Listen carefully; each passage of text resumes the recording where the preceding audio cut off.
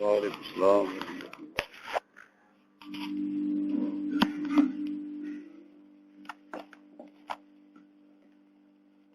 الحمد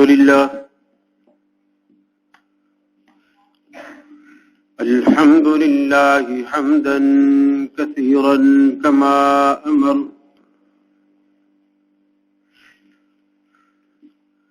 ونشهد أن لا إله إلا الله وحده لا شريك له في الخلق والأمر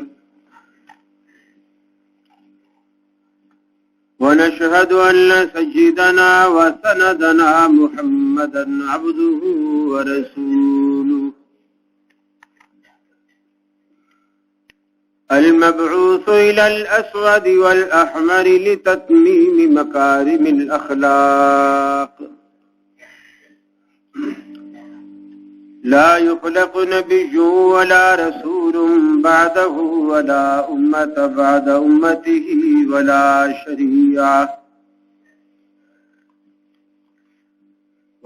شريعة بعد شريعته ولا كتاب بعد كتابه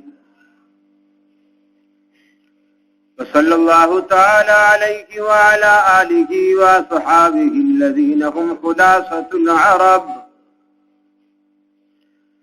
الذين هم مفاتيح الرحمة ومصابيح الغرل. أعوذ بالله السميع العليم من الشيطان الرجيم. بسم الله الرحمن الرحيم.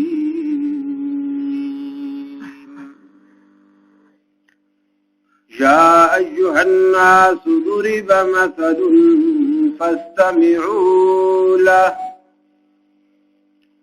إن الذين تدعون من دون الله لن يخلقوا ذبابا ولو اجتمعوا له وإن يسلبهم الذباب شيئا لا يستنقذوه منه ضعف الطالب والمطلوب ما قدر الله حق قدره إن الله لقوي عزيز.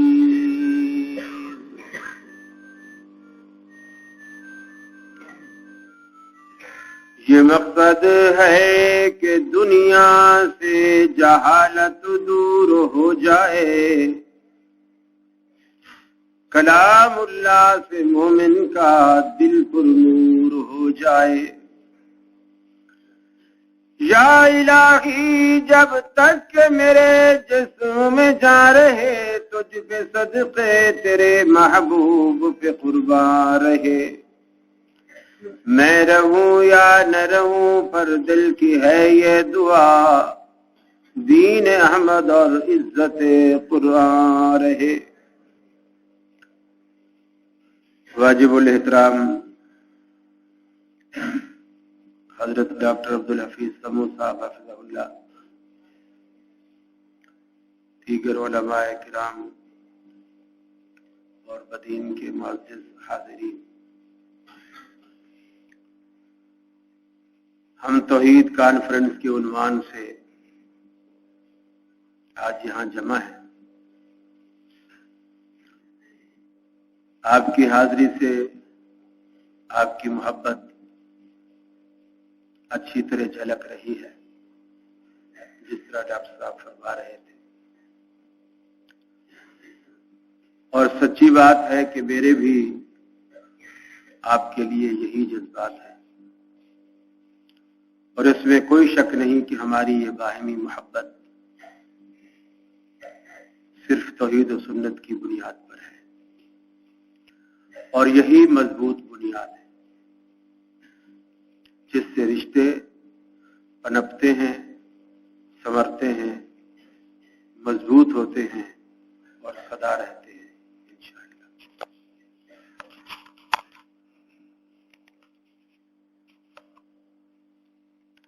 مجھے خوشی ہوئی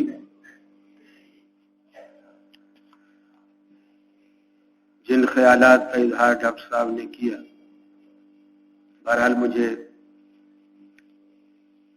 आधी तकरीर तो तकरीबन समझ आ गई। जो खास मुश्किल ठेठ अल्फाज होते थे नहीं समझ आते थे, तकरीबन समझ आ रही थी बात। शान सहाबा से मुताल्लिक गुफ्तगू डॉक्टर साहब ने फरमाई। खतीब का एक मूड बनता है। मैं समझ रहा था डॉक्टर साहब की तमहीद मेरे हवाले तौहीद के उन्वान से होगी। मेरा रुख थोड़ा बदला है डॉक्टर साहब की तकरीर से, लेकिन चूंकि डॉक्टर साहब का हुक्म है, मैं अपने उसी मौजू पे ही तौहीद को ही बयान करूंगा अल्लाह की तौफीक से।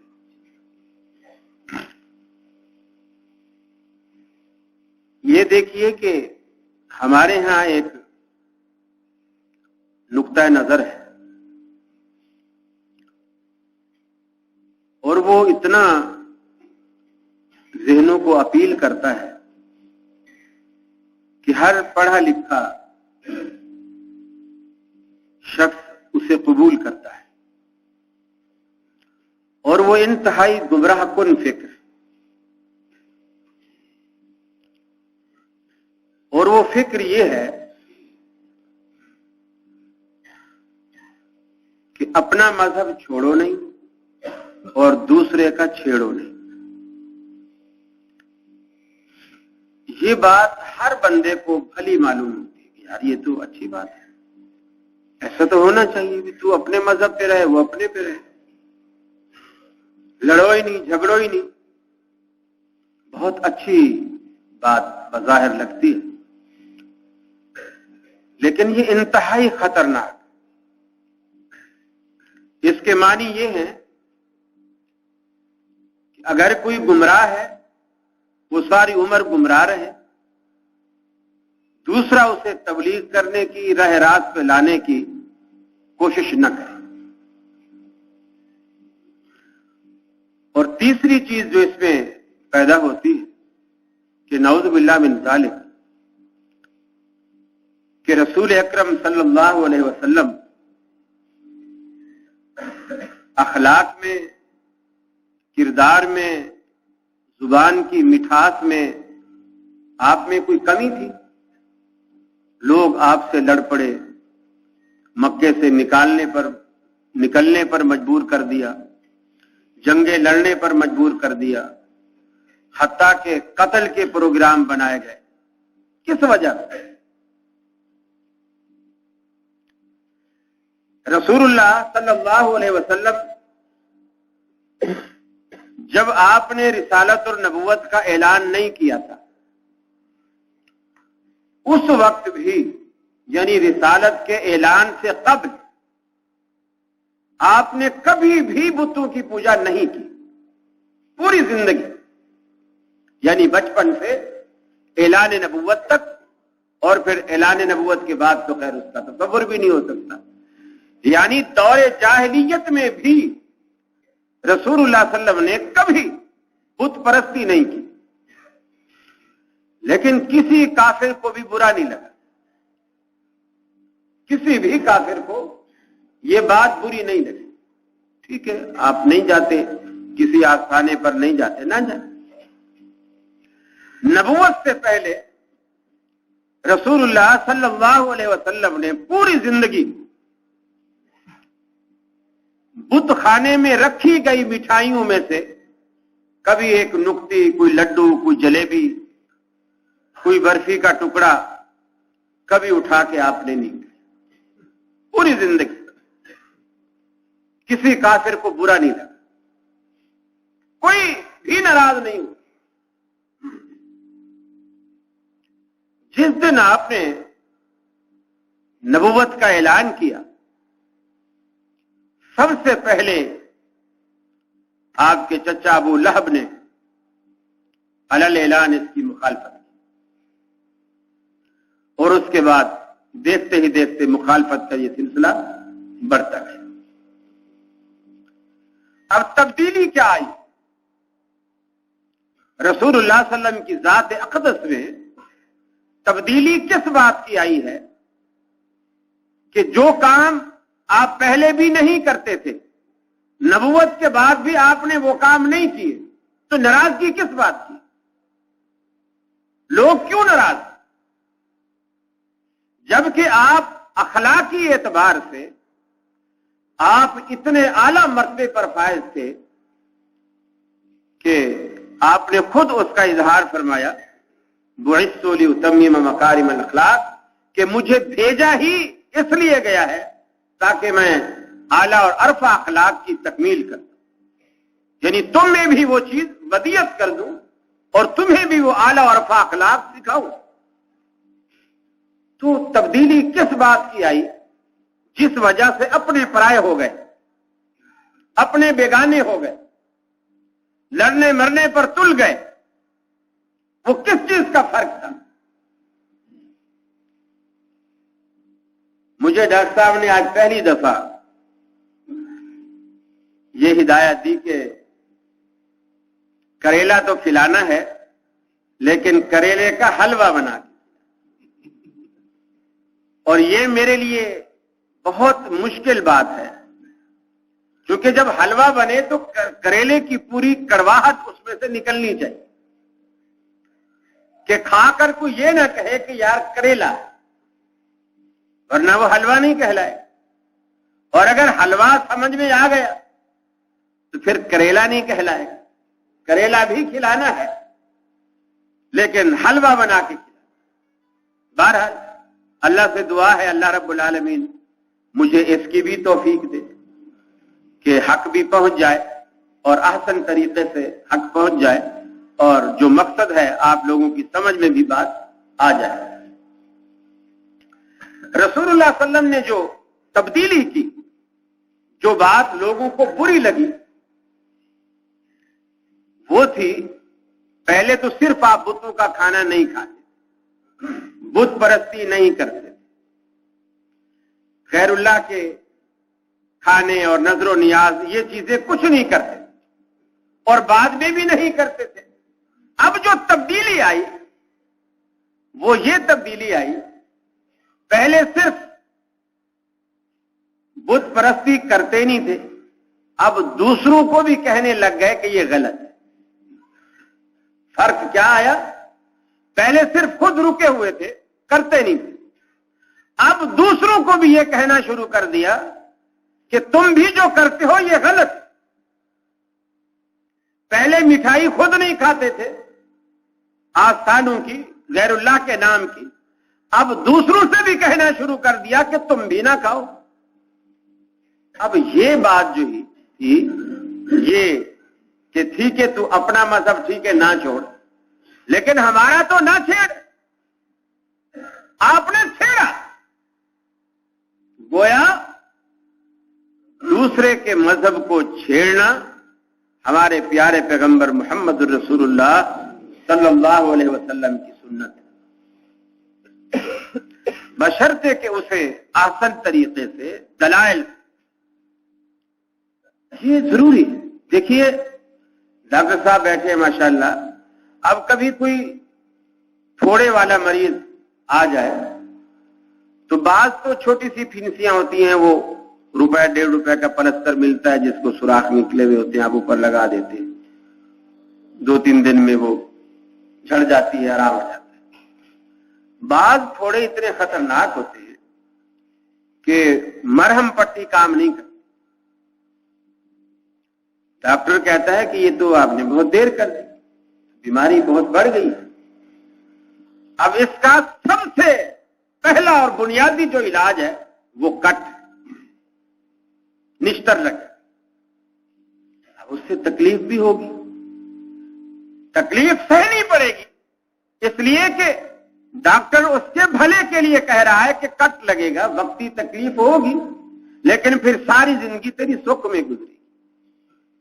اب وہ وقتی جو تکلیف ہے وہ برداشت کرے گا، کٹ لگائے گا، کٹ لگا کے پھر اس کو وہ دبائے گا، مواد نکالے گا، وہ پوری اندر سے جتنا بھی مواد ہے، گٹھلی بنی ہوئی ہے، جو بھی ہے وہ سارا نکال پھینکے گا۔ اب اگر سلائی کی ضرورت ہے سلائی کرے گا، اب جو مرہم پٹی کرتا رہے گا کچھ دنوں تک وہ جگہ بھر جائے گی، ہمیشہ کے لیے اس کا علاج ہو جائے گا۔ اب اگر وہ درد کی وجہ سے کہے نہیں اس کو تو ہاتھ نہیں لگاؤ، बस मुझे कैप्सूल दे दो, ऐसा नहीं होगा। बीमारी जब बढ़ जाए तो कैप्सूलों से नहीं जाती। फिर हाई पोटेंसी भी डॉक्टर इस्तेमाल कर लेते हैं तो भी आराम नहीं आता। इंजेक्शन से भी मामला आगे निकल जाता है, फिर सर्जनों के हाथ बंदा चढ़ जाता है। फर्क सिर्फ इतना है कि डाकू पेट फाड़ जाते हैं और पैसा भी ले जाते हैं और बंदा भी मार के चले जाते हैं। डॉक्टर पेट फाड़ते हैं, पैसा भी लेते हैं, लेकिन फायदा पहुंचाते हैं। ये फर्क, और यही फर्क है रसूलुल्लाह सल्लल्लाहु अलैहि वसल्लम की निश्तर जनी का। आप अगर किसी को निश्तर लगाते थे तो इसलिए नहीं कि जिस तरह नौज बिल्ला डाकू किसी का पेट फाड़ के चला जाता है, बल्कि उस मकसद से, जिस मकसद से डॉक्टर लगा कि इसकी इस्लाह हो, इसकी बीमारी दूर हो, इसके जिस्म में जो खराबी है ये खत्म हो।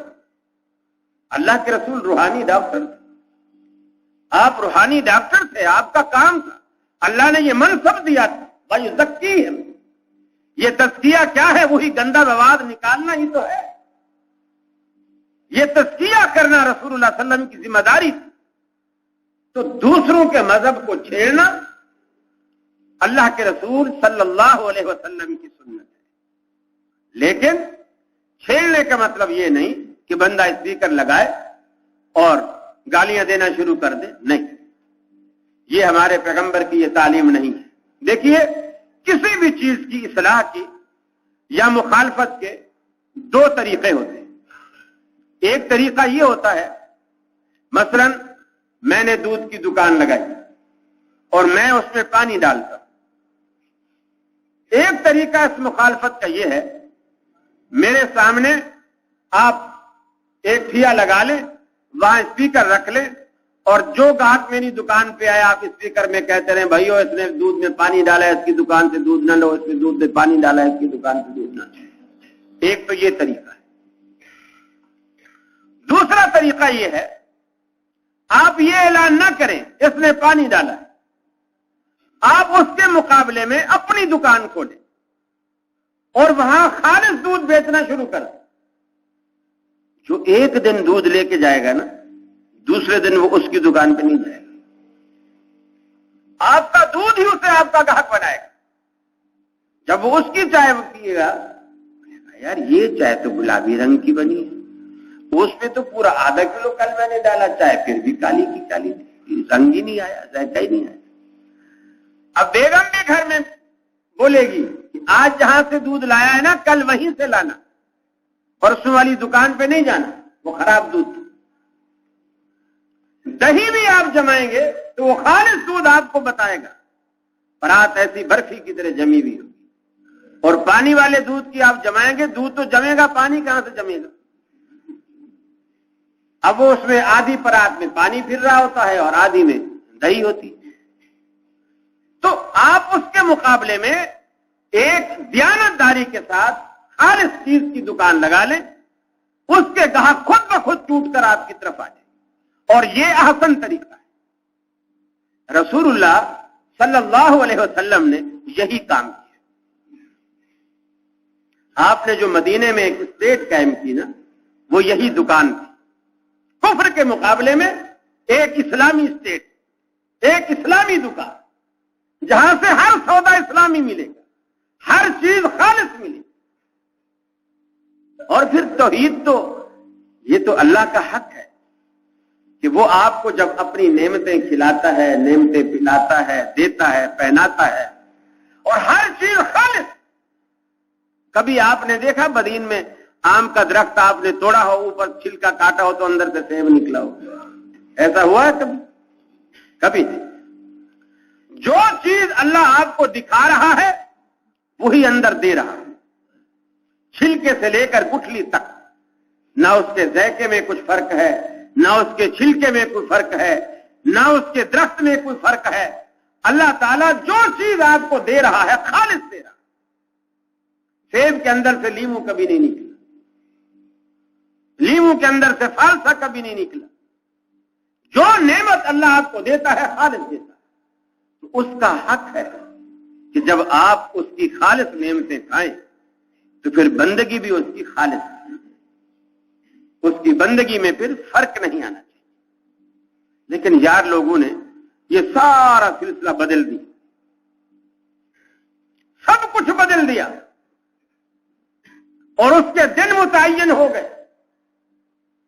یہ مہینہ بدعات کا ہے، یہ مہینہ شرک کا ہے، یہ مہینہ فلاں خرافات کا ہے، یہ تہوار فلاں خرافات کے، اور پھر عقل سے بھی آ رہی، وہ باتیں عقل سے بھی آ رہی۔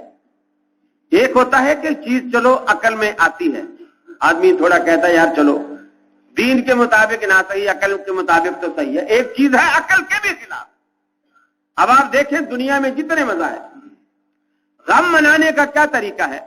جب ابا مر جائے اس کے بعد غم شروع ہوتا ہے، یا ابھی گھر میں بیٹھا ہو، مرا نہ ہو، بیمار بھی نہ ہوا ہو، اور ہم رونا دھونا شروع کر دیں گے؟ ایمانداری سے بتاؤ بدین میں کیا ہوتا؟ ابا گھر میں بوڑھا ہو، مر نہ رہا ہو، بچے رونا دھونا شروع کر دیں گے؟ یا جب فوت ہوتا ہے اس کے بعد رونا آتا ہے؟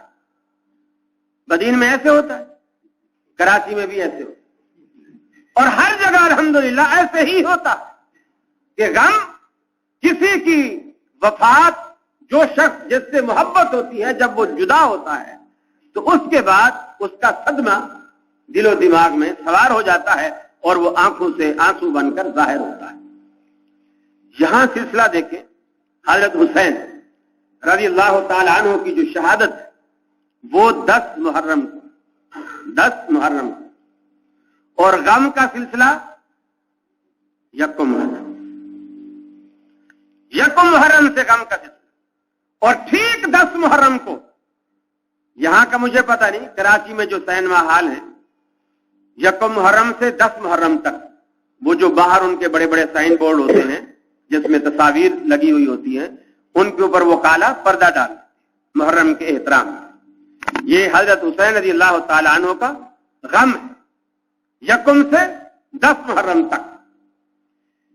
ٹی وی وغیرہ پر جو خواتین آتی ہیں فیشنیبل ہوتی ہیں، بغیر دوپٹے کے، بغیر آستین ہاف، لیکن محرم میں دوپٹہ بھی سر کے رکھ کے آئیں گی، تھوڑی آستینیں بھی چھپائی بھی ہوں گی، 10 محرم تک۔ اب 10 محرم کو جس دن شام غریباں ختم ہوئی اس کے بعد یہ غم ختم۔ اب 10 محرم کو شہادت ہوئی ہے، بالکل اس بے وقوف کی طرح ایک ملنگ کے پاس لوٹا تھا پانی کا، اور وہ تھوڑا سا چھید تھا، اس سوراخ۔ اب وہ جب بھی قضائے حاجت کے لیے جائے لوٹا بھر کے لے جائے، کچھ تو راستے میں ٹپکتا جائے، اور جتنی دیر میں وہ حاجت سے فارغ ہو وہ لوٹا خالی ہو جائے۔ یار یہ تو بڑا عجیب مسئلہ ہے، اب کیا کروں؟ تو سوچ کے جتنا ظاہر بات ہے اس کی سوچ تھی، اس کے دماغ نے اتنا ہی کام کرنا تھا، دھنگ بھری ہوئی تھی دماغ میں۔ اس نے سوچ کے یہ فیصلہ کیا کہ جب میں آتا ہوں اس وقت ابھی آدھا لوٹا ہوتا ہے، تو بیٹھ کے فوراً پہلے وہ استنجا کر لیتا تھا اور بعد میں قضائے حاجت سے فارغ ہوتا، تاکہ پانی بھی کام آ جائے اور میں بھی فارغ ہو جاؤں۔ جو کام پہلے کرنے کا ہے وہ بعد میں، اور جو بعد میں کرنے کا ہے وہ پہلے۔ اب جس مذہب کی فکر اس لوٹے سے نکلی ہو یا اس سے مشابہت رکھتی ہو، اس سے آپ خیر کی توقع کیا رکھ سکتے ہیں؟ کیا خیر کی توقع رکھ سکتے ہیں؟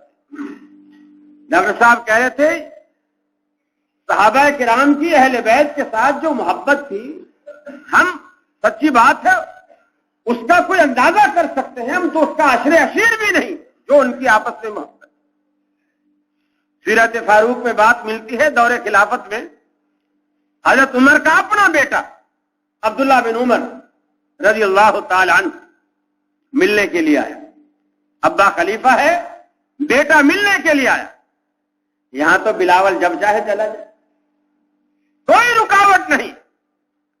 بیٹا اجازت مانگتا ہے، امیر المومنین بیٹا ملنا چاہتا ہے۔ امیر المومنین نے کہا اجازت نہیں، واپس جانے لگے۔ سامنے سے حضرت حسن رضی اللہ تعالی عنہ آ رہے، وہ بھی دارالخلافہ کی طرف آ رہے ہیں۔ عبداللہ بن عمر ملے، حضرت حسن نے پوچھا کہاں جا رہے ہو؟ کہا ابا سے ملنے آیا تھا اور میں نے اجازت مانگی، انہوں نے منع کر دی تو واپس جا رہا ہوں۔ تو حضرت حسن بھی ملنے آ رہے تھے، انہوں نے سوچا جب بیٹے کو ملنے کی اجازت نہیں دی تو مجھے کہاں سے دیں گے، اس سے کہ میں پوچھوں اور پھر آپ منع کریں، اپنی زبان بھی خراب کروں، اس سے اچھا بندہ پوچھے ہی نا۔ بیٹے کو واپس دیکھ کر وہ خود بھی واپس ہو لی۔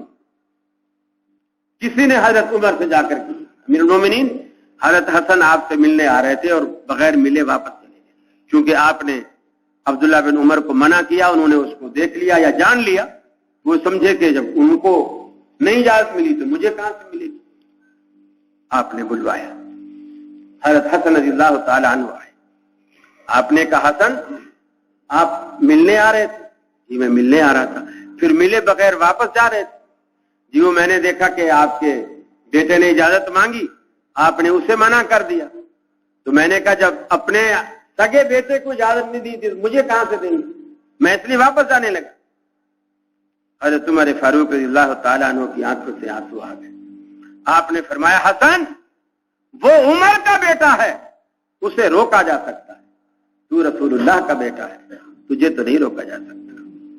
یہ فرق اپنے بیٹے پر رسول اللہ صلی اللہ علیہ وسلم کے نواسے کو ترجیح دی جا رہی، یہ دشمنی کی وجہ سے، محبت کی وجہ سے، اور محبت بغیر توحید کے آ ہی نہیں سکتی۔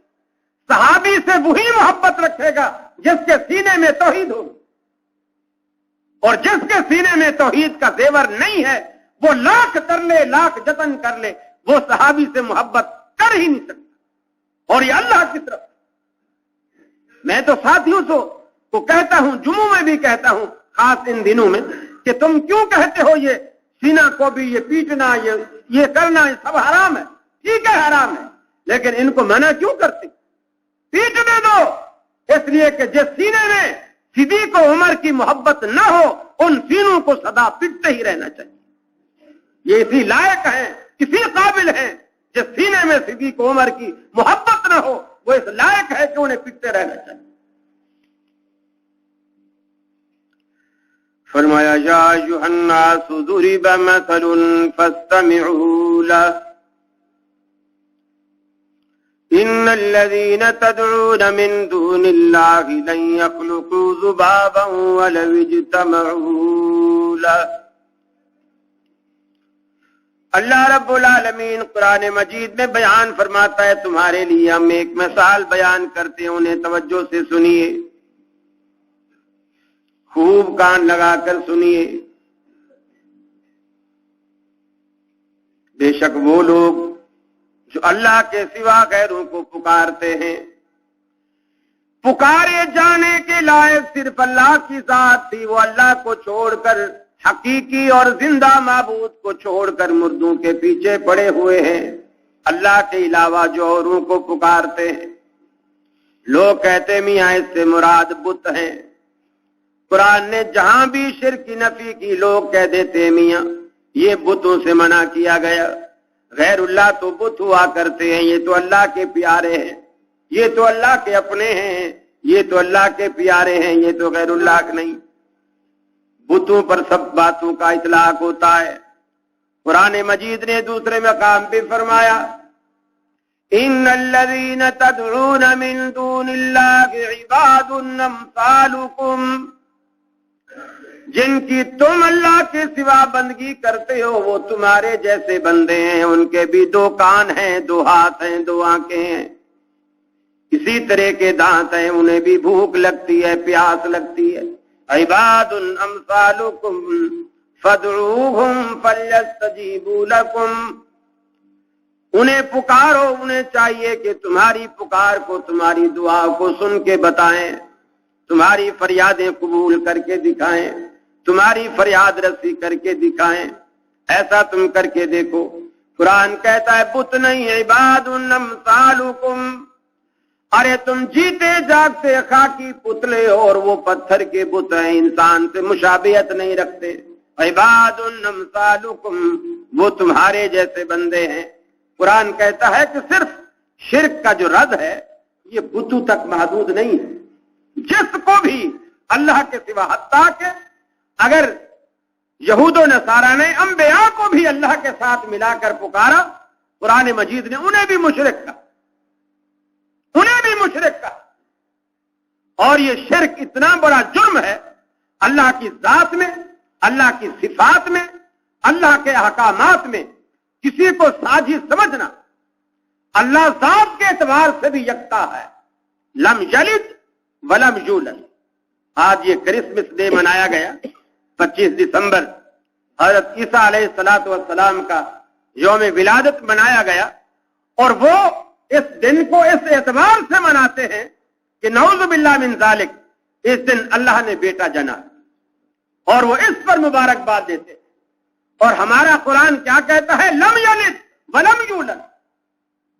اور عجیب، پچھلے سال، اس سال کی خبر ابھی کل آئے گی، پچھلے سال کی خبر یہ ہے 25 دسمبر کو جناب طاہر القادری صاحب نے کرسمس کیک کاٹا۔ یہ مسلمانوں کے لیڈر ہے، یہ مسلمانوں کے رہنما ہے، یہ علماء کہلاتے ہیں۔ کرسمس کیک کاٹا، جس کے معنی یہ ہے کہ میں اس خوشی میں تمہارے شریک ہوں جس خوشی کو تم منا رہے ہو کہ اس دن اللہ تبارک و تعالی نے بیٹا جنا ہے۔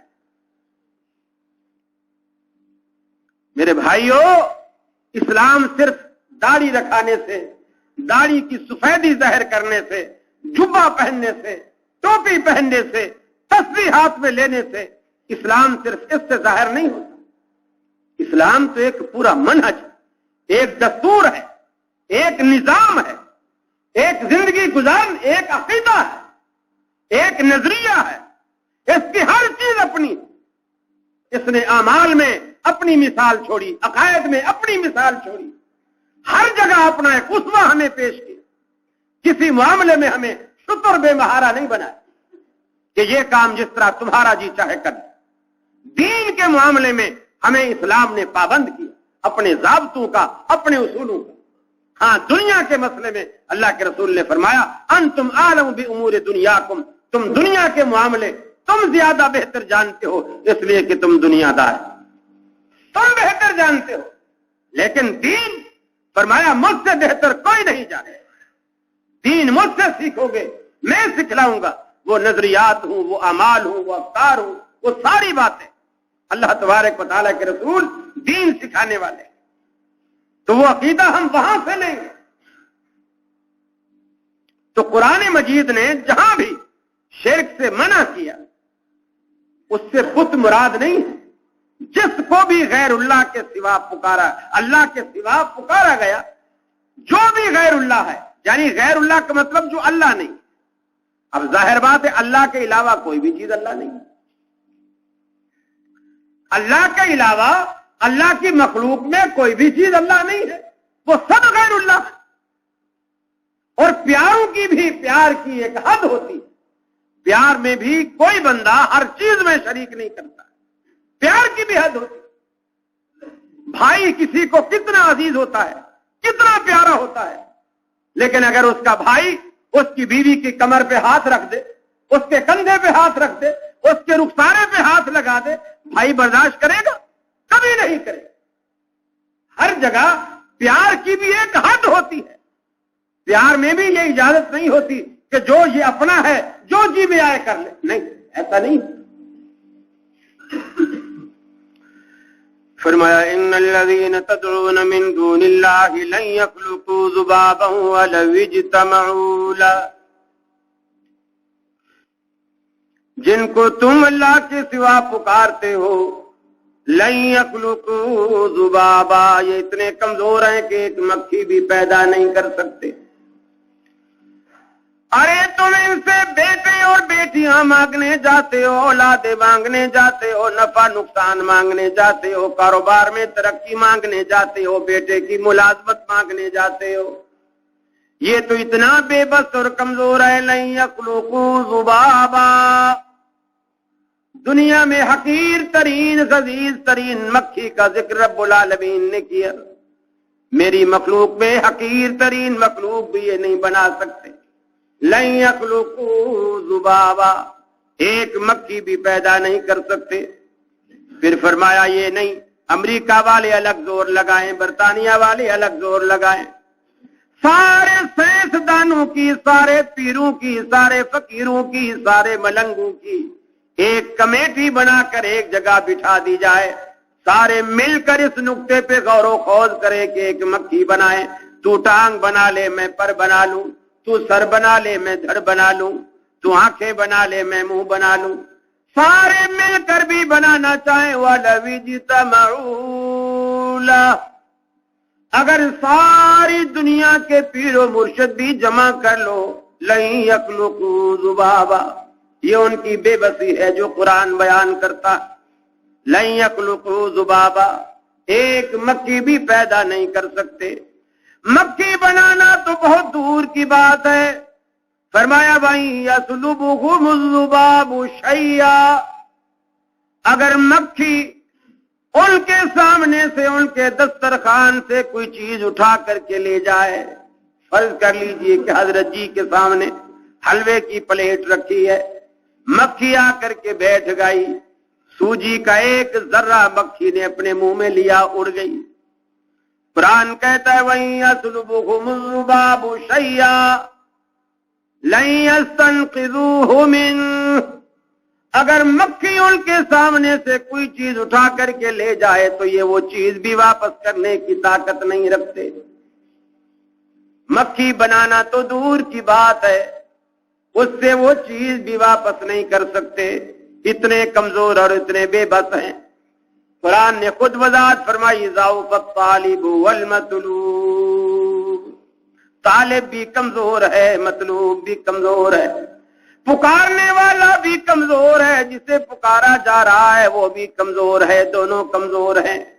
اور یہ اتنے کمزور ہے کہ فرمایا جس طرح ایک پیاسا کنویں کے کنارے کھڑا ہو جائے، اپنے ہاتھ اٹھا لے اور کنویں کے پانی سے کہے کہ پانی میرے منہ میں آ جا، لیبلغ فاہ، ساری رات سارا دن دعائیں کرتا رہے، پانی کو آوازیں دے، اے پانی میرے منہ میں آ جا، میری پیاس بجھا. وما ہوا ببالغ، اللہ کا قرآن کہتا ہے پانی کبھی بھی ان کے منہ میں نہیں آئے گا. وما دعاء الکافرین الا فی ضلال، فرمایا ان بدبختوں کی دعائیں، ان کی پکاریں ایسی ہی گمراہی میں رہ گاں چلی جاتی ہیں.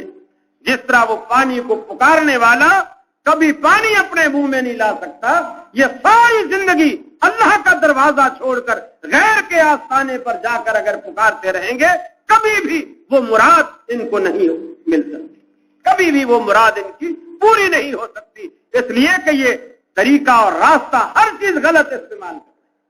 رہی یہ بات کہ ہم دیکھتے ہیں کہ ان کے کام ہو جاتے ہیں، اس سے تو انکار نہیں، کام ہو جاتے ہیں، ہندوؤں کے بھی ہو جاتے ہیں.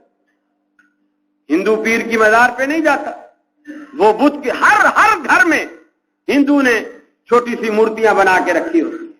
مالدار ہیں وہ سونے کی، جو غریب ہیں وہ چاندی کی، جو اور غریب ہیں وہ پتھر کی، پلاسٹک کی مورتیاں ہیں، بہرحال وہ ہر گھر میں موجود ہیں.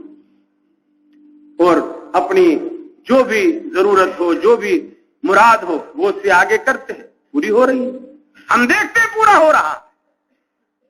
میرے بھائی، چور کو روزی کون دیتا ہے؟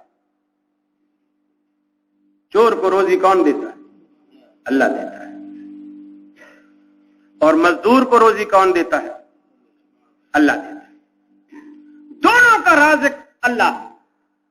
فرق کس بات کا ہے؟ فرق اس بات کا ہے کہ مزدور نے اللہ سے روزی مانگی لیکن حلال راستے سے، حلال ذریعے سے، جائز ذریعے سے، اللہ نے اس کو اسی ذریعے سے. چور نے بھی مانگی، چور دعائیں کرتے ہوئے جاتے، یا اللہ آج پکڑا نہ جاؤں، یا اللہ آج پکڑا نہ جاؤں، یا اللہ گھر والوں کی آنکھ پکی لگی ہوئی ہو اور بجلی بھی چلی گئی، اندھیرا، دعائیں کرتا ہوا جاتا ہے. اور بعض دفعہ اس کی یہ دعائیں قبول بھی ہوتی، بجلی بھی چلی گئی ہوتی ہے، گھر والوں کی آنکھ بھی نہیں کھلتی ہے، یا اللہ میں دیوار پھیلاؤں تو میری ٹانگ بھی نہ ٹوٹے، ٹانگ بھی نہیں ٹوٹتی، ساری دعائیں قبول ہوتی اور وہ کامیاب بھی ہو جاتا ہے۔ اور یا اللہ کوئی اچھا سا زیور ہاتھ لگ جائے، زیور بھی اس کے ہاتھ لگ جاتا ہے۔ فرق کیا ہے؟ فرق یہ ہے اس نے حرام ذریعے سے مانگا، اللہ نے اسے حرام ذریعے سے، اس نے حلال ذریعے سے مانگا، اللہ نے اسے حلال ذریعے سے دیا، دونوں کو اللہ نے دونوں کو دیا۔ فرق ان دونوں کی نیتوں کا ہے، اور دینے والا بھی ایک بت کے راستے سے آ رہا ہے، اس کو بھی اللہ دے رہا ہے، ایک مسجد کے راستے سے آ رہا ہے، اس کو بھی اللہ دے رہا ہے، ایک مزار کے راستے سے آ رہا ہے، اس کو بھی اللہ دے رہا ہے۔ اچھا دیکھیے، ہمارے ہاں تو 10 سال ہو گئے شادی کو جی، ایک بیٹا بھی نہیں ہوا۔ ہم جی کسی نے مشورہ دیا تھا، کسی بزرگ نے صلاح دی تھی، تو ہم چاچڑا شریف چلے گئے تھے یا یہ سیون شریف چلے گئے تھے، اور پھر ہمیں بیٹا ہو گیا، نام بھی اس کا پیر بخش یا پیر دیتا رکھ دیا، ٹھیک ہے، ہو گیا۔ یہ جو آپ نے کبھی دیکھا ہو کتیا کے کتنے بچے ہوتے،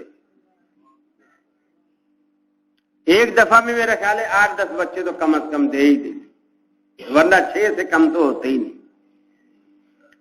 دیانتداری سے بتائیں، اس سے کبھی پوچھو یہ کس مزار پہ جاتے ہیں، وہ پتہ پوچھو نا، تاکہ 10 سال تک اگر نہیں ہوئے بچے تو ایک ہی سال میں کسر نکل جائے ساری، 6 بچے 8 بچے 10 بچے اکٹھے آ جائے۔ ارے اللہ دیتا ہے، جو کہیں نہیں جاتا اس کو بھی اللہ دیتا ہے۔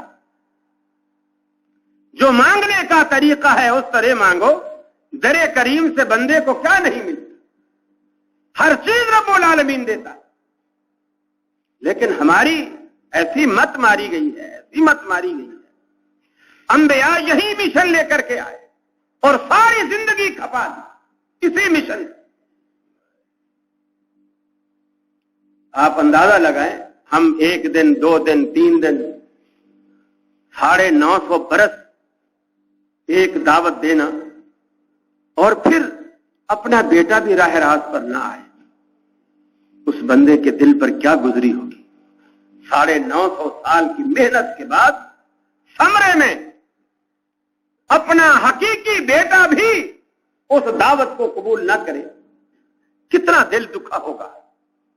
اور اسی دل دکھنے کے نتیجے میں پیغمبر جو دنیا میں سب سے بڑا صابر ہوتا ہے، وہ بے صبری کا مظاہرہ کرتا ہے اور بد دعا کرتا ہے، اور وہ اللہ رب العالمین سے کہتا ہے،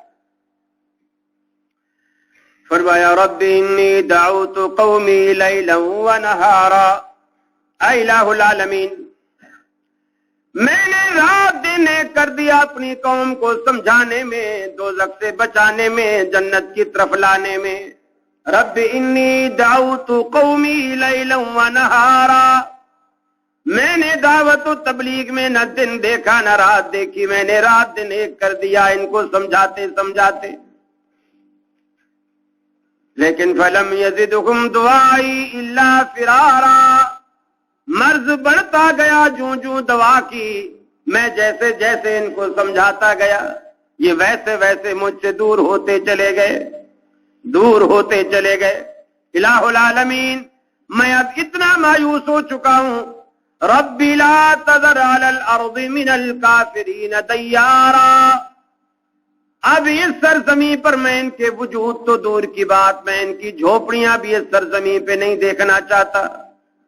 لا تذر علی الارض من الکافرین دیارا، ان کے گھر بھی نیست و نابود فرما دے۔ اللہ رب العالمین نے کہا اچھا پھر کشتی تیار کرو، کشتی بنا ڈالی، بیٹے کو سمجھایا۔ پیغمبر علیہ الصلوۃ والسلام کو یقین ہے کہ آج ساری کی ساری کائنات غرق ہو جائے گی، وہی بچے گا جس کو رب بچائے گا۔ بیٹے کو سمجھاتے، بیٹا کشتی میں بیٹھ جا، کفار کے کہنے میں نہ، ان کی باتوں میں نہ، میری بات مان، میں اللہ کا پیغمبر ہوں، کشتی میں سوار ہو جا۔ بیٹے نے کہا ابا جی مجھے کیوں ڈراتے ہو؟ آخر سیلاب کتنا بڑا آئے گا؟ 1 مکان جتنا، 2 مکان جتنا، 3 مکان جتنا۔ وہ سامنے جو اتنا بڑا جودی پہاڑ نظر آ رہا ہے میں اس پہ چڑھ جاؤں گا۔ ساویلا جبلی یاسمنی من الماء، اس پہاڑ پہ چڑھ جاؤں گا، وہ پہاڑ مجھے پانی سے بچائے گا۔ مشرک ہے، یہ نہیں کہتا کہ رب العالمین بچائے گا، کہتا ہے یاسمنی من الماء، وہ پہاڑ مجھے پانی سے بچائے گا۔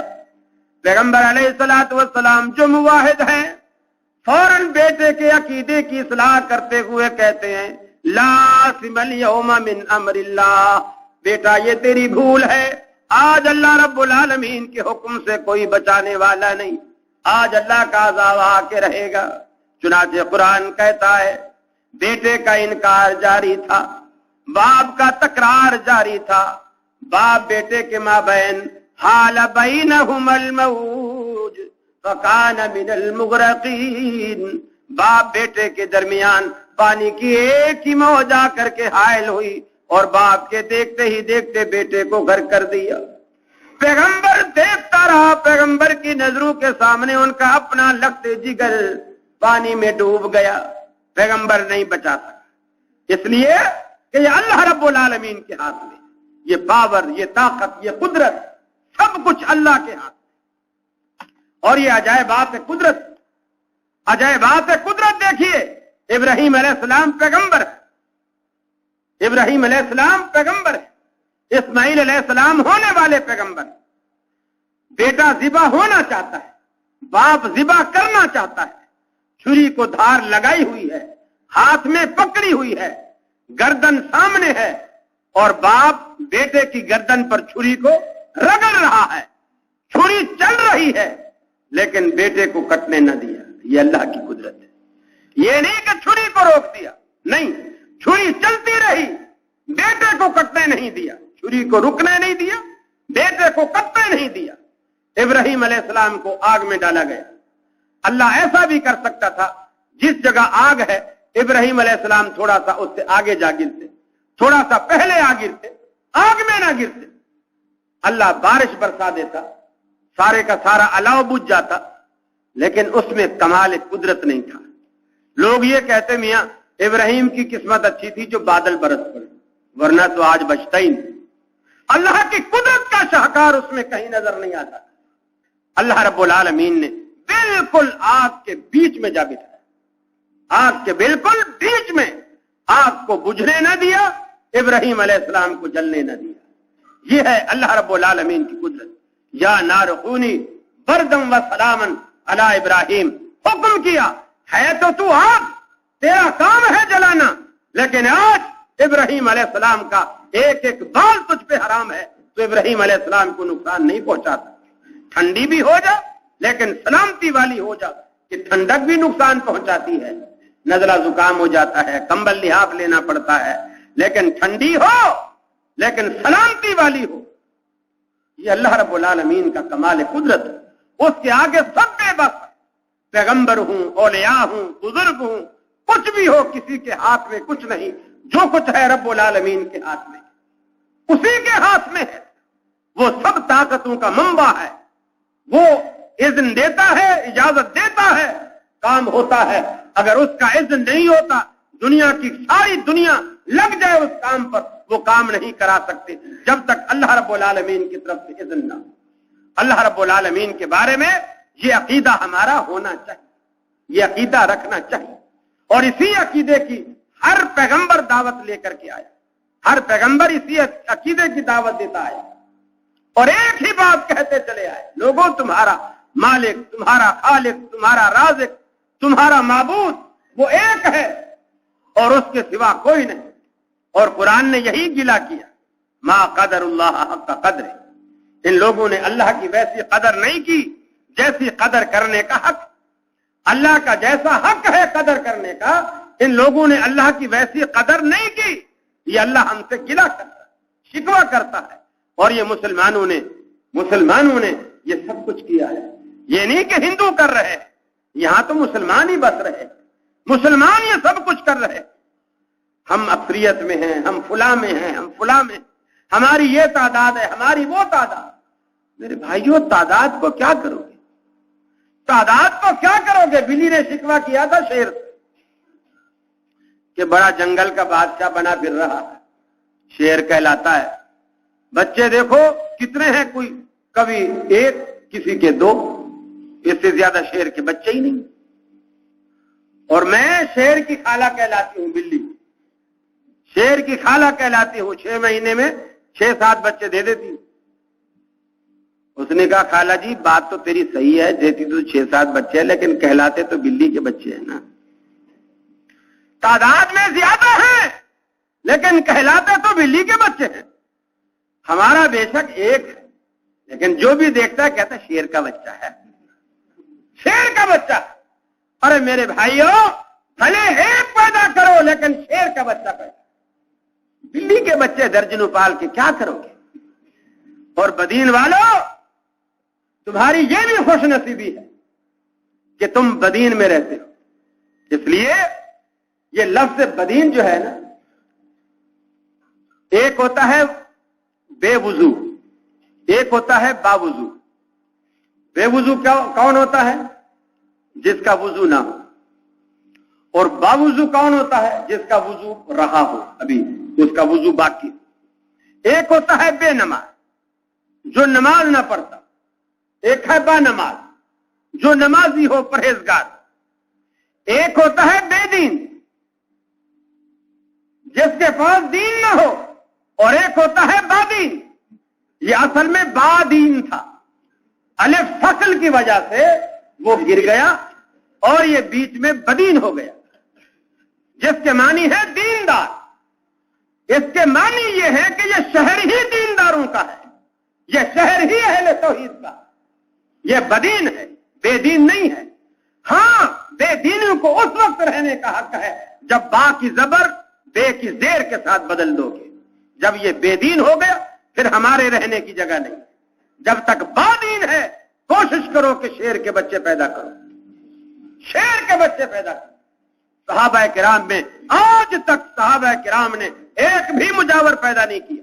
جتنے پیدا کیے سب کے سب مجاہد پیدا کیے، کوئی مجاور ان میں نہیں. یہ مسلمانوں کا کام نہیں ہے. ہمارے تو الحمدللہ ہر جگہ، بلکہ ایک گیدڑ جھپٹا مرغے کے اوپر، مرغا اڑ کے درخت کے اوپر چڑھ بیٹھا. درخت کے اوپر جو چڑھا تو خوشی سے اس نے اذان دے دی. مرغ جیسے اذان دیتا ہے ککڑوں کو کر کے اس نے اذان دے دی.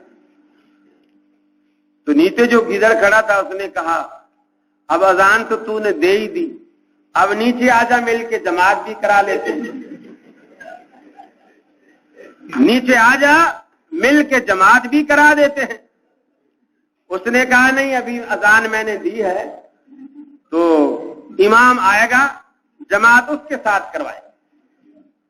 وہ امام کون تھا؟ مرغے نے شیر سے دوستی لگا رکھی اور شیر نے اسے کہا تھا جب بھی تجھ پر کوئی مشکل مصیبت آئے تو اذان دے دینا، میں بس 1-2 منٹ کے اندر پہنچ جاؤں. شیر آ گیا. جیسے گیدڑ نے شیر کو دیکھا تو وہ بھاگنے لگا. مرغے نے کہا امام آ گیا، آؤ جماعت کراتے ہیں. بولے نہیں، یہ وہاں بھی ہے، اس کے پیچھے ہماری نماز نہیں ہوتی. ارے ہم تو تمہیں علاقے چھڑوا دیں گے، بھلے وجہ کوئی بھی ہو. یہ وہاں بھی ہے، اس کے پیچھے ہماری نماز نہیں ہوتی، میں اکیلے ہی جا کے پڑھوں.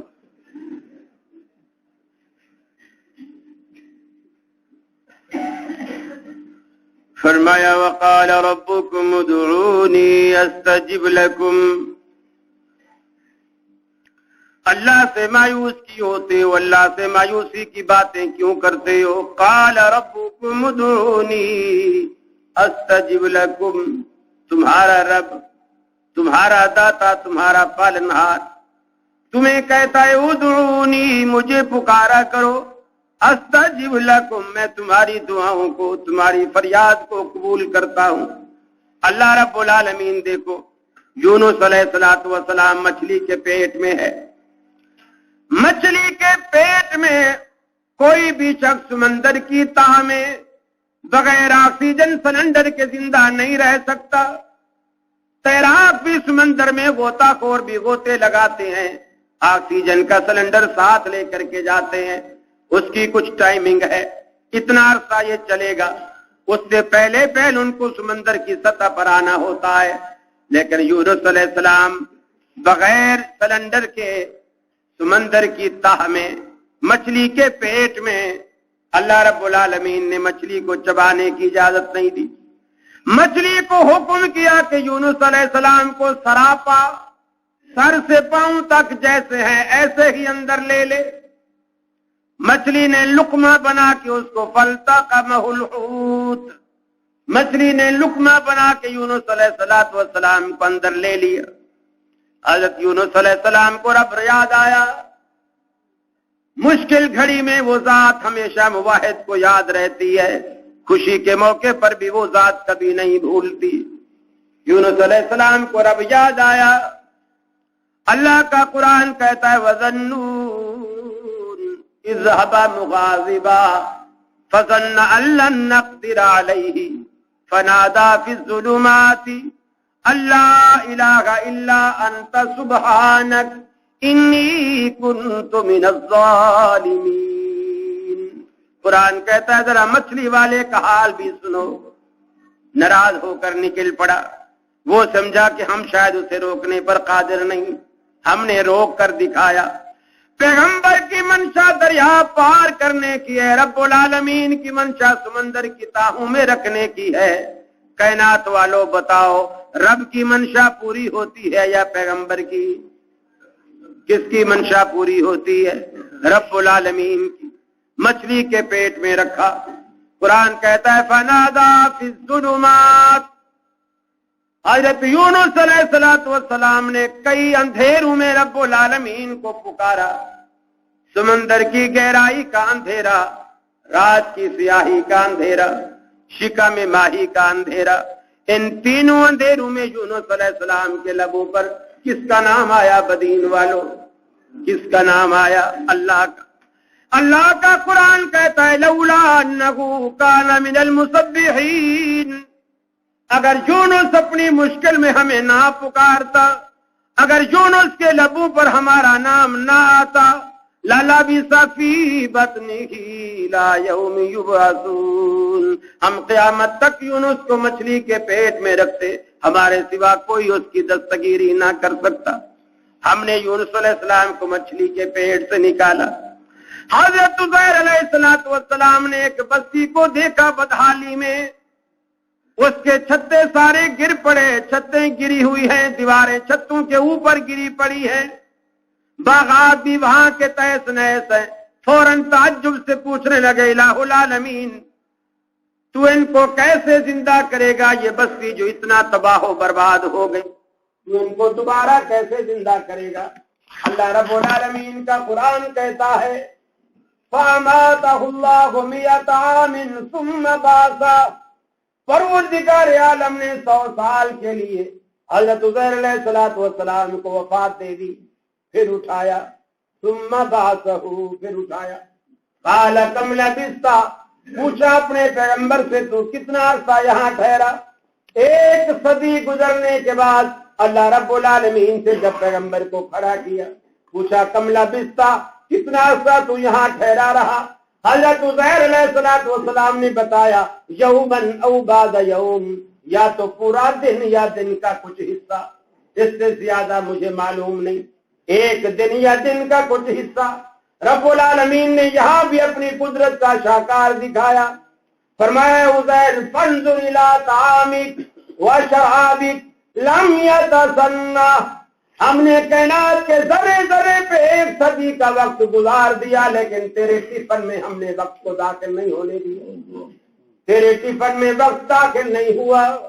आज तू खाना जिस तरह घर से जितना गर्म, जिस तरह तू बना के लाया था, वो तेरे टिफन के अंदर वो खाना 100 साल बाद भी वैसा मौजूद है जिस तरह तू पहले दिन घर से लाया था।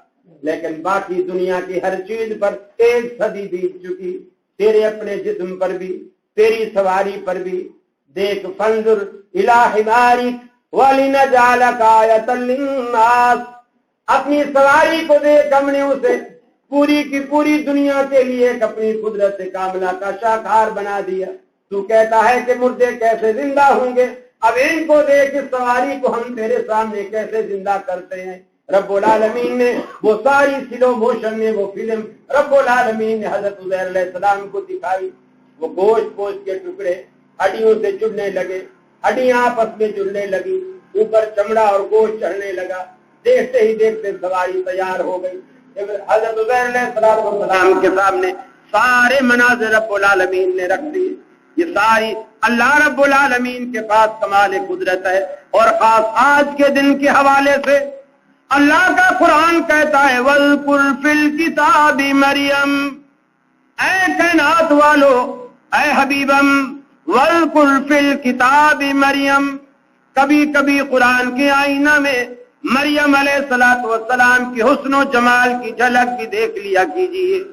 وَاذْكُرْ فِي الْكِتَابِ مریم اِذِ انتبذت من آلِهَا مَكَانًا شَرْقِيًّا، جب گھر والوں سے علیحدہ ہو کر ایک شرقی جانب مکان میں حضرت مریم علیہ السلام علیحدگی میں خلوت میں ویرانے میں آ گئی.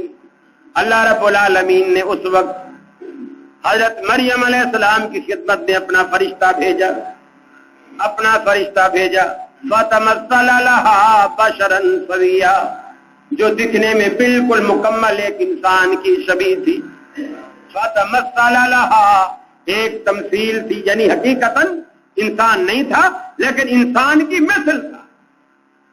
اب مریم علیہ السلام شریف زادی تھی، ویرانے میں خلوت میں ایک غیر محرم کو دیکھا، فوراً بے قرار ہو گئی، پریشان ہو گئی قسمت اور آبرو کی حفاظت کی وجہ سے کہ تو کہاں سے آ گیا اور کیوں آ گیا، میرے قریب کیوں آ رہا ہے.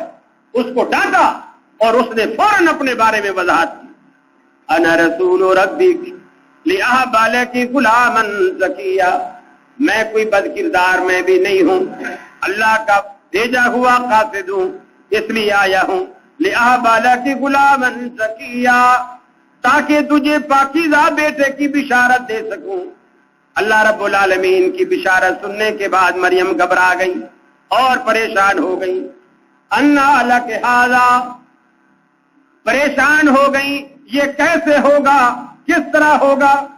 میرے کو آج تک کسی انسان نے، کسی بشر نے ہاتھ تک نہیں لگایا، چھوا تک نہیں ہے، میں بد کردار بھی نہیں ہوں.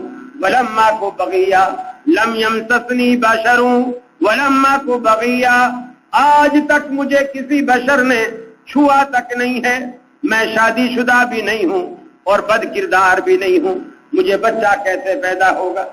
جبریل علیہ السلام نے فرمایا مریم یہ تو میں بھی نہیں جانتا. قال كذلك قال ربك هو علي هين ولنجعله آية للناس ورحمة منا وكان امرا مقضيا. مریم یہ تو میں بھی نہیں جانتا لیکن تیرے رب کا یہی حکم ہے، اور جس کا حکم ہے اس کے لیے سارے معاملے آسان ہیں، اس کے لیے کوئی مسئلہ نہیں ہے. نوراتیں بھی نہیں گزارنی پڑیں گی، چلے نہیں کاٹنے پڑیں گے. رب العالمین نے کہہ دیا تجھے بغیر شادی کے بیٹا ہوگا تو ہوگا، اور رب العالمین نے کر دکھایا. مریم اتنی پریشان ہوئی، فَجَاءَ الْمَخَاضُ إِلَىٰ جِذْعِ النَّخْلَةِ، پریشان ہو کر اس درد ذے کے ساتھ کھجور کے تنے کے ساتھ آئی اور ماتھا پکڑ کے رونے لگتی ہے. ایک ہارے ہوئے جرنیل کی طرح منہ سے جملے نکالتی ہیں، یا لیتنی بت قبل ھذا وکنت نسیا منسیا، اے کاش کہ آج کے دن سے پہلے مریم مر چکی ہوتی، میرا وجود بھی نہ رہا ہوتا، میں مٹ چکی ہوتی، بھولی بھلائی ہو چکی ہوتی، دنیا میرے نام سے بھی واقف نہ ہوتی. مجھے بچہ پیدا ہو رہا ہے، شادی میری ہوئی نہیں، قوم کے پاس جاؤں گی، کیا منہ دکھاؤں گی؟ رب العالمین نے کہا مریم گھبرائیے نہیں، جب ہم آپ کو بیٹا دے رہے ہیں تیری آبرو کی حفاظت بھی ہم فرمائیں گے، تیرے کردار کی حفاظت بھی ہم فرمائیں گے، تیرے بیٹے کی حفاظت بھی ہم فرمائیں گے، لوگوں کے تانا زنی کے جو نچتر چلیں گے اس کا تدارک بھی ہم فرمائیں گے. پریشان ہے، بچہ ہو گیا. اللہ رب العالمین वीराने में मरियम को बिठाया हुआ है, खाने को कुछ नहीं, पीने को कुछ नहीं।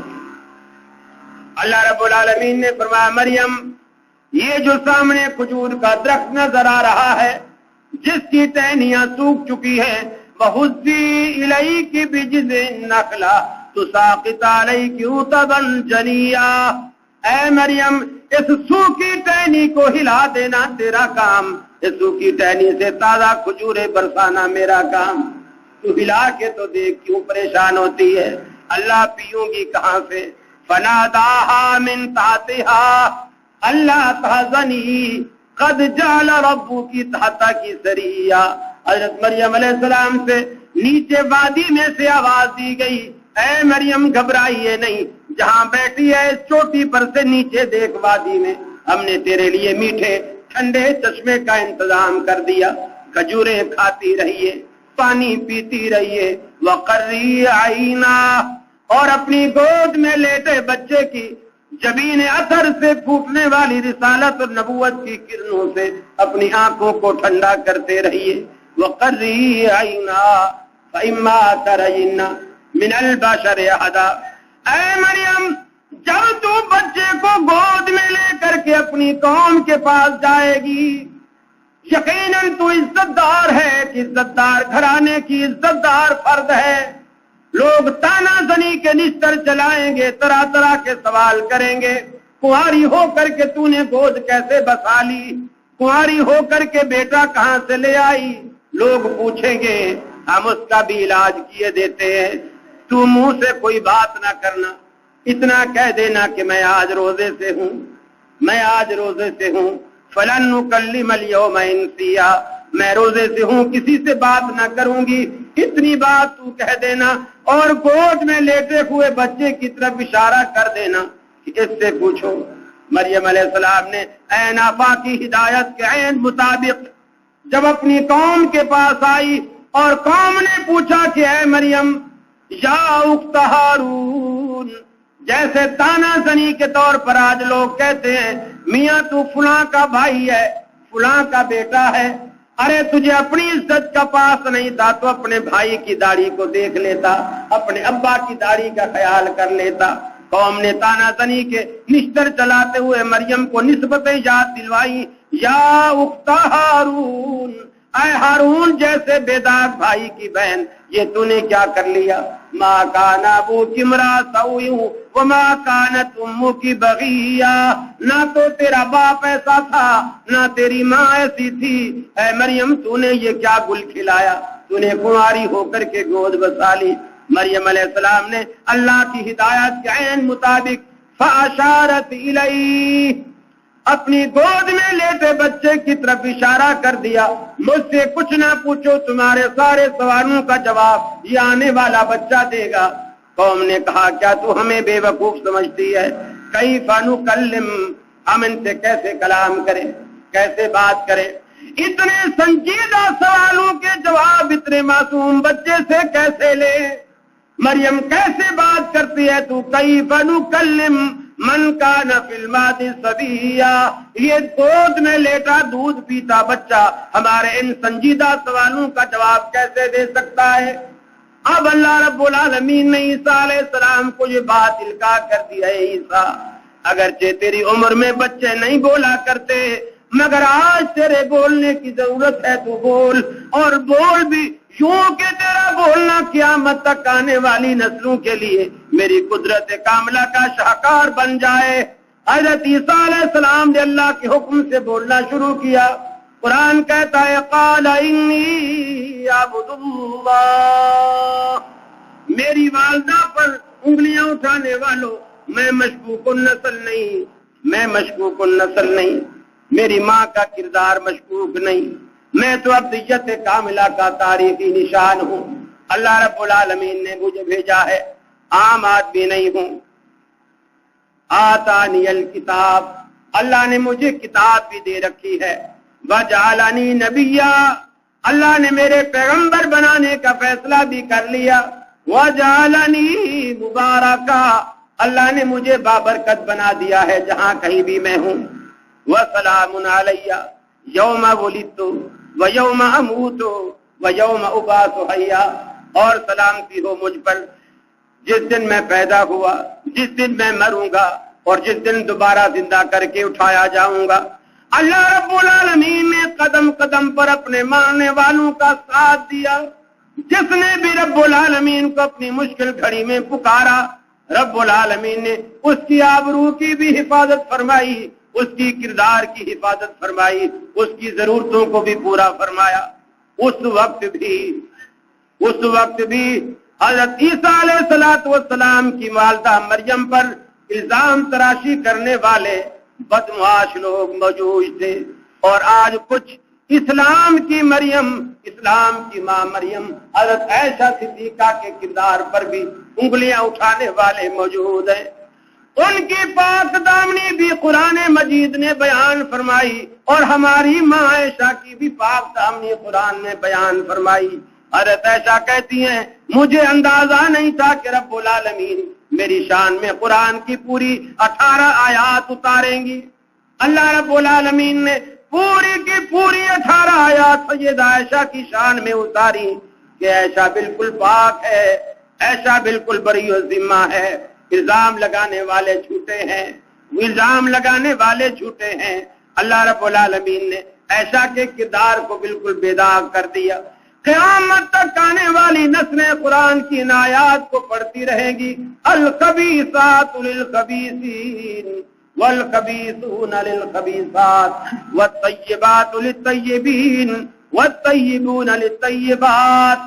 اللہ رب العالمین نے جرح و تعدیل کے لہجے میں یہ بات واضح فرما دی۔ اگر عائشہ کے دامن میں شک کرو گے تو یہ شک تم نبی کے دامن پہ بھی تمہیں کرنا پڑے گا۔ عائشہ کا دامن پاک مانو گے تو نبی کا دامن بھی پاک کہلائے گا۔ اس لیے کہ رب العالمین نے خبیث عورتیں خبیث مردوں کے لیے اور پاک دامن عورتیں پاک دامن مردوں کے لیے، یہ رب العالمین کا انتخاب ہے۔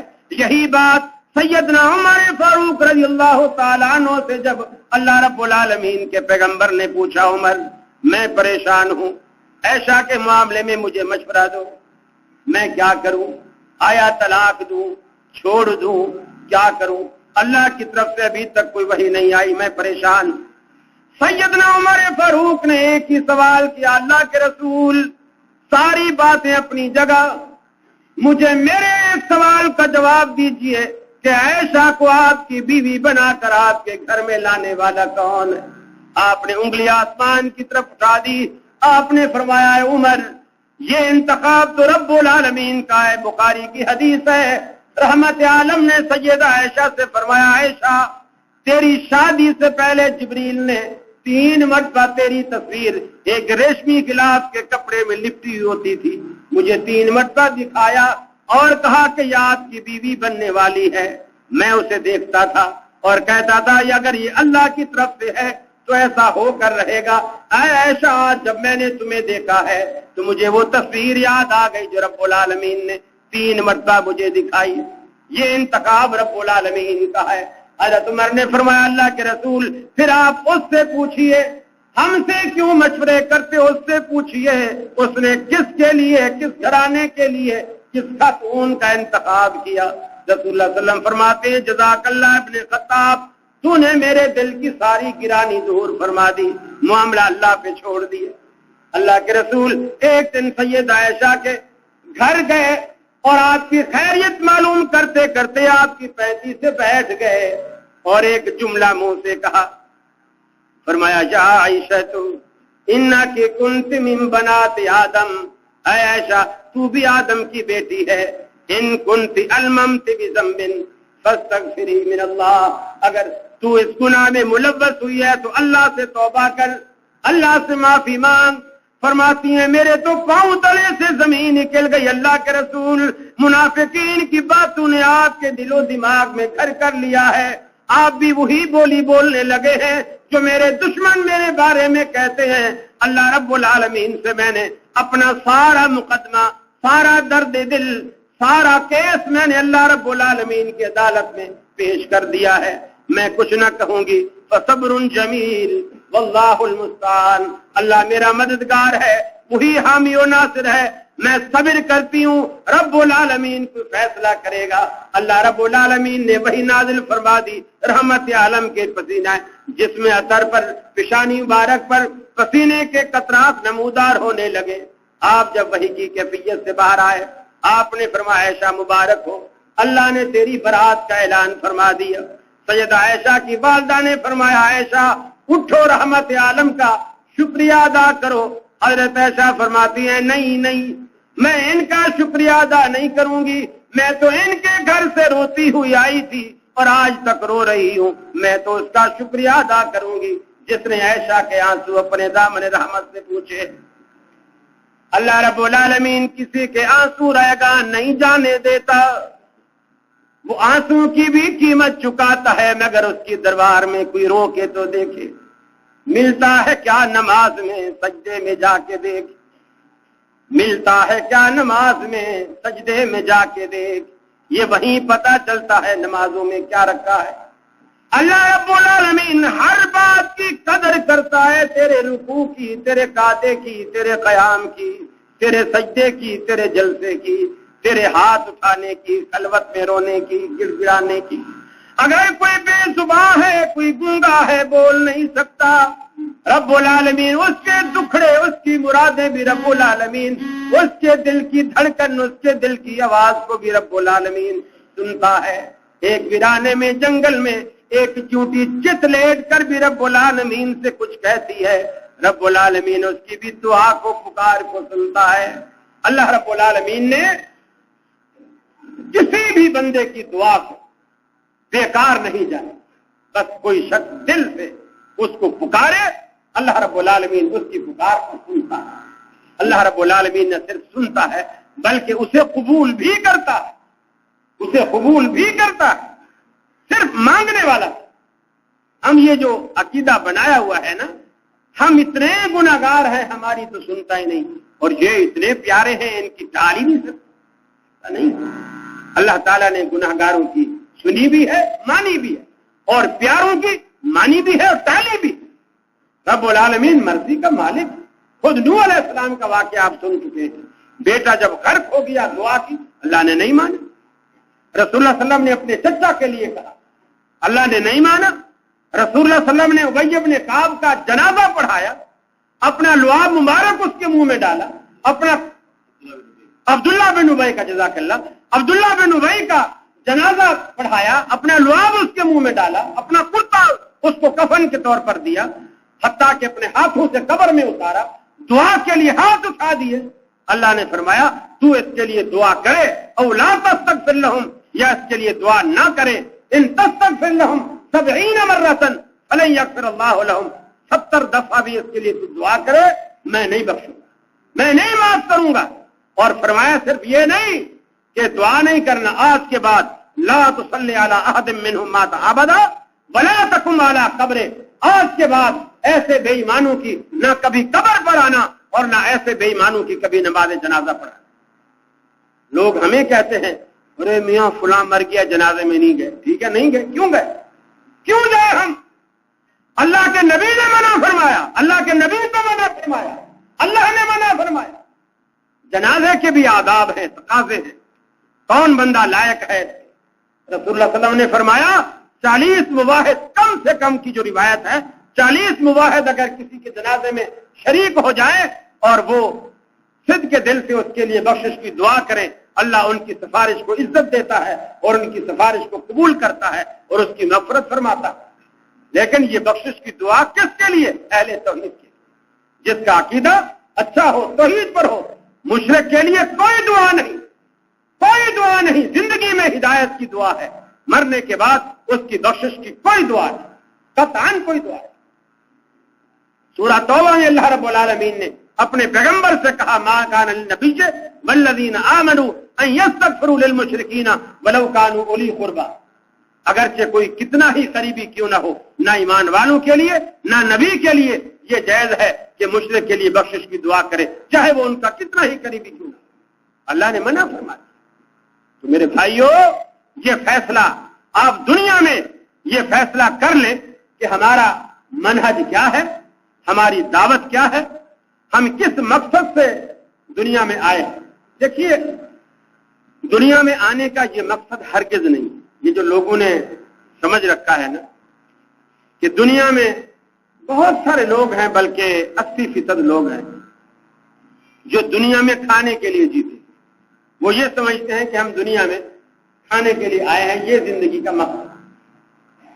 और बाकी जो 20% है वो ये खाने के लिए नहीं जीते, वो जीने के लिए खाते हैं कि हम इसलिए खाते हैं कि आखिर जीना है, खाएंगे नहीं तो जिएंगे कहाँ। तो आप जिंदगी का मकसद खाना पीना, भी दुनिया में आए, खाए पिए, शादियां की, बच्चे बनाए और मर गए। ये मुसलमान की जिंदगी का ये मकसद नहीं। ये तो जानवर भी ये काम कर रहे हैं। जानवर भी आते हैं, चारा चरते हैं, खाते हैं, पीते हैं, बच्चे बनाते हैं और फिर मर जाते हैं। जानवर भी ये काम कर रहे थे। इंसान को जो अल्लाह ने पैदा किया वो यही बच्चे बनाने का काम नहीं था। अल्लाह ने जो इंसान को पैदा किया, अल्लाह से हमारा ताल्लुक सिर्फ खालिक और मखलूक का नहीं है, राज़िक और मरज़ूक का नहीं है। रोजी तो अल्लाह जानवरों को भी देता है और इंसान को भी देता है। अल्लाह जानवरों का भी खालिक है, इंसानों का भी खालिक है, हर मखलूक का वो खालिक। हमारा जो एक अलग से इम्तियाजी ताल्लुक है अल्लाह के साथ, वो आबिद और माबूद का है। और इबादत में दुआ भी शामिल है, इबादत में सजदे भी शामिल है, जिक्र अज़कार भी शामिल है, वज़ाइफ भी शामिल है। जब भी नाम जपो अल्लाह का जपो, जब भी पुकारो अल्लाह को पुकारो, सजदा करो अल्लाह को करो। ये एक सजदा इंसान को 1000 सजदों से बेनियाज कर देता है, लेकिन इंसान करे तो सही। लोग कहते हैं नहीं, बड़ा मुश्किल मसला है। मेरे भाइयों, इकबाल ने कहा समझ में नुक्ता है तौहीद आ तो सकता है, तेरा दिमाग ही बुतखाना हो तो क्या कहे। ये नुक्ता बड़ा आसान है। अब आपके सामने एक दूध का गिलास रखा हो, दूध का गिलास, आप अगर उसको भी थोड़ा सा गौर करें और थोड़ा सा सोचें तो वो दूध का गिलास भी आपके लिए दर्द तौहीद है। आप इतना देखें ये कैसे आया है, ये दूध आया कैसे, आपकी टेबल तक पहुंचा कैसे। आप देखें भैंस जो दूध देती है खुद किस रंग की है, काली, दूध उसका सफेद, सुभान अल्लाह। चारा किस रंग का खाती है, चारा हरे रंग का खाती और दूध सफेद। उसी चारे से खून बनता है सुर्ख रंग, उसी चारे से खून बनता है सुर्ख रंग का, और उसी चारे से दूध बनता है सफेद रंग। फिर एक ही पेट में सब कुछ बन रहा है, लेकिन ऐसे फिल्टर अल्लाह ने लगा रखे हैं, ना खून दूध के उसमें आता है और ना दूध खून में शामिल होता है। ऐसा निजाम है। फिर जब 11 तारीख हो जाए, बांटो पीर अब्दुल कादिर जिलानी के नाम से। क्यों? इसमें पीर साहब का हिस्सा क्या है? कोई भैंस का कोई सींग उसने बनाया है, कोई दुम उसने बनाई है, या पेट में कुछ उसने बनाया है, या चारा उसने पैदा किया है, या दूध में फिल्ट्रेशन का सिस्टम उसने कायम किया, किसने? ये सब कुछ अल्लाह का। फरमाया व इन्ना लकुम फिल अनआमिल इबरा नुस्कीकुम मिम्मा फी बुतूनिही मिन बैनि फरसिन व दमिन लबनन खालिसा। हम देख तुम्हें दूध के माबैन, गोबर के माबैन, खून के माबैन, मिन बैन फरसिन व दमिन, इन तीनों मनफी चीजों में से भैंस का रंग मनफी, गोबर का रंग मनफी, खून का रंग मनफी, तीनों मनफी चीजों में से लबनन खालिसा, खालिस शफाफ दूध तेरी इस खिदमत में पेश करते हैं। और मीठा भी इतना, अगर आप बगैर चीनी मिलाए उसको सारी जिंदगी पिए तो कभी शुगर ही ना, हालांकि मीठा है, लेकिन वो इतना मीठा है जो आपके जिस्म को जितनी मिठास की जरूरत है। अल्लाह ने इतना खुश ज़ायक़ा बनाया है, वो चाहे बकरी का हो, चाहे भैंस का हो, चाहे गाय का हो। ये अलग बात है किसी जानवर का पतला है, किसी जानवर का गाढ़ा है, लेकिन खालिस दूध में अल्लाह रब्बुल आलमीन ने एक खास किस्म का ज़ायक़ा है। अगर आदमी सोचे तो वही उसके लिए दर्स तौहीद। पूरी की पूरी दुनिया आपके लिए खुली किताब है और ये दर्स तौहीद। एक एक चीज पे आप सोचते जाएं, गौर करते चले जाएं। ये दाना आपने डाला जमीन के अंदर, और जमीन की ये कुव्वत और ताकत है کہ آپ فولاد جیسی چیز بھی زمین میں دفن کریں تو کچھ دنوں کے بعد یہ اسے زنگ میں تبدیل کر کے گلا کے بالکل مٹی بنا دے. آپ کہیں گے جی اس لوہے کو مٹی کھا گئی. لیکن دانا جو نرم ہے لوہے سے اس کو کوئی نسبت نہیں اور وہ جلدی گلنے والا ہے. آپ لوہے کا چنا چبا نہیں سکتے لیکن گندم کا دانا بغیر پکائے بھی آپ چبا سکتے ہیں. کتنا نرم ہے. لیکن جب آپ اسے زمین میں دفن کرتے ہیں زمین کی نمی اور برولت اسے حالانکہ گلانے پر قادر ہے لیکن گلانے کے بجائے فولاد کو گلا دیتی ہے لیکن اس ایک دانے کو کئی دانوں میں بدل کر انسان کی امانت واپس کرتی ہے. یہ اللہ رب العالمین کا کمال قدرت ہے. اللہ رب العالمین کئی دانوں میں بدل کر آپ کو دیتے ہیں. ایک کے بدلے آپ بھٹا دیکھیں, باجرے کا بھٹا دیکھیں, آپ دانے گن بھی نہیں سکتے. ایک دانہ ڈالا تھا اور بھٹے کے اوپر باجرے کے بھٹے پہ اتنا بڑا بھٹا ہوتا ہے اور اتنی باریک خشخاش کے دانے کی طرح پورے باجرے میں لپٹا ہوا ہے بھٹا. آپ گن بھی نہیں سکتے کہ ایک بھٹے ایک دانے کے بدلے اللہ نے کتنے دانے دے دی اور وہ ایک بھٹے پر ہے اور ایک باجرے کی ڈنڈی کے اوپر کئی بھٹے لگے ہوئے, کوئی درمیان میں ہے, کوئی اوپر ہے, کوئی بالکل آخر میں ہے, کئی بھٹے لگے ہوئے. یہی حال مکئی کا ہے, یہی حال گندم کا ہے. یہ اللہ رب العالمین کا کمال قدرت ہے اور اس کی نعمتیں ہیں. ورنہ زمین کو ایسا سخت بنا دیتا ہم یہاں حالی نہ چلا سکتے. ایسا پتھر بنا دیتا سنگ مرمر کی طرح. اب یہ ماربل ہے, اب اس کے اوپر آپ دانا 100 سال تک رکھا رہے کبھی بھی نہیں اگے گا. اگر اللہ زمین کو ایسا بنا دیتا ہم یہاں کوئی بھی کام نہیں کر سکتے. اللہ نے ایسا نن اور ایسا دلدلی بھی نہیں بنایا کہ ہم چلے تو پتا چلے کراچی میں چلے تھے اور آگے لانڈی تک آتے آتے یہاں تک زمین میں چلے گئے. اگر اللہ زمین کو ایسا نرم بنا دیتا تو بدین تک ہم پہنچ ہی نہیں سکتے. لانڈی تک یہیں تک آ جاتے پھر کہتے یار واپس چلو کہیں پورا ہی نہ ڈوب جائے. اور جب واپس جاتے تو باقی جو بچے ہوئے ظاہر بات ہے واپسی میں ہی نیچے ہی جانا تھا.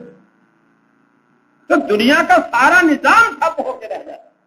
یہ اللہ نے انسانوں کو جیسی ضرورت تھی, جتنی ضرورت تھی, جس طرح کی ضرورت تھی, اللہ تعالیٰ نے وہ ضرورتیں ہماری پوری کی اور اس کا یہ اب ہم پر حق ہے. اس کا ہم پر یہ حق ہے کہ اللہ تعبدوا الا اللہ, کائنات میں اللہ کے سوا کسی کی بندگی نہ کرو.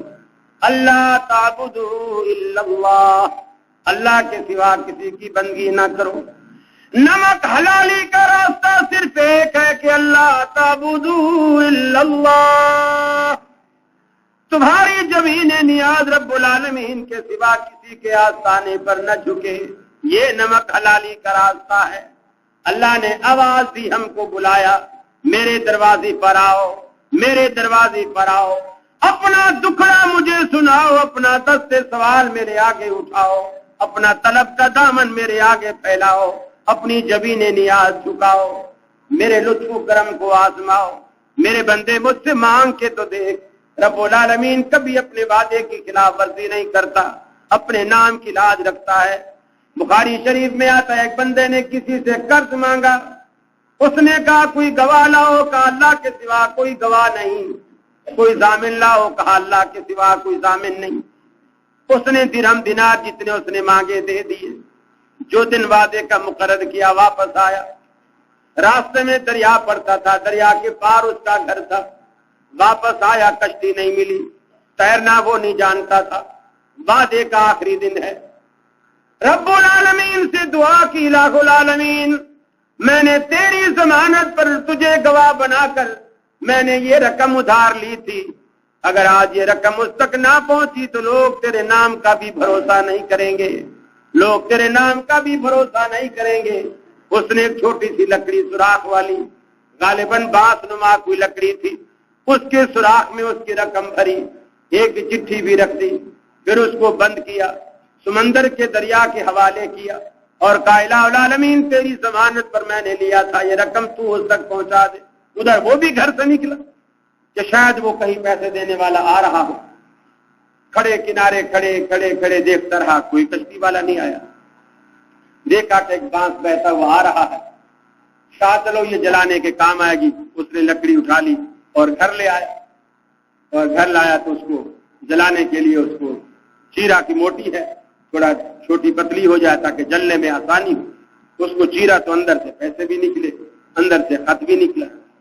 اور دوسرے دن جب اس بندے کو وہ مل گئی، کشتی مل گئی، تو وہ دوبارہ پیسے لے کر بھی ہو سکتا ہے رقم نہ ملی ہو، تو وہ بھی لے کر کے پہنچا۔ تو اس گھر والے نے کہا جس کی ضمانت پر تو نے رقم لی تھی اس نے وہ تیری امانت مجھ تک پہنچا دی۔ اللہ رب العالمین تو بندے کے کام کرتا ہے، حالانکہ اس وقت کشتی بھی نہیں ہے، کچھ بھی نہیں ہے، کوئی مراسلاتی نظام کوئی نہیں ہے، اللہ نے پانی کو یہ وسیلہ بنا دیا، یہ ذریعہ بنا دیا، اور پانی نے اس کی امانت وہاں تک پہنچائی۔ غار میں 3 بندے چھپے ہوئے ہیں، کوئی وسیلہ نہیں، اوپر سے چٹان بند ہے، نکل نہیں سکتے۔ ان کی دعاؤں میں اللہ نے وہ طاقت اور تاثیر پیدا فرما دی کہ وہ چٹان ان کے دہانے سے ہٹ گئی اور وہ تینوں باہر نکلی۔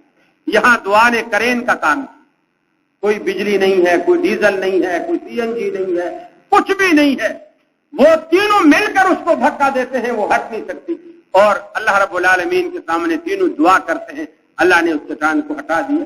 تو اللہ مشکلیں آسان کرنے والا ہے، اس کو اکیلا سمجھیے، یکتا سمجھیے، ذات کے اعتبار سے اس کا کوئی نہ اس کی ذات کا کوئی حصہ ہے اور نہ اس کی صفات کا کوئی حصہ ہے اور نہ اس کی شریعت سازی میں اس کا کوئی حقدار ہے، وہ اکیلا شریعت ساز ہے، اسی کی شریعت ہے، اسی کا حکم چلے گا۔ الا لہ الخلق والامر، یہ کائنات بھی اللہ کی ہے اور حکم بھی اللہ کا چلے گا۔ اسی دعوت کے ساتھ میں آپ سے اجازت چاہوں گا، آپ کا کافی وقت لیا، حضرت ڈاکٹر صاحب کا فرمان تھا کہ 11:30 بجے تک وقت ہے، میرا خیال ہے میں نے کوشش کی ہے کہ اس وعدے کو نبھا سکوں۔ اللہ سے دعا ہے اللہ رب العالمین مجھے بھی اور آپ کو بھی عمل کی توفیق عطا فرمائے۔ وآخر دعوانا الحمدللہ رب العالمین۔ السلام علیکم۔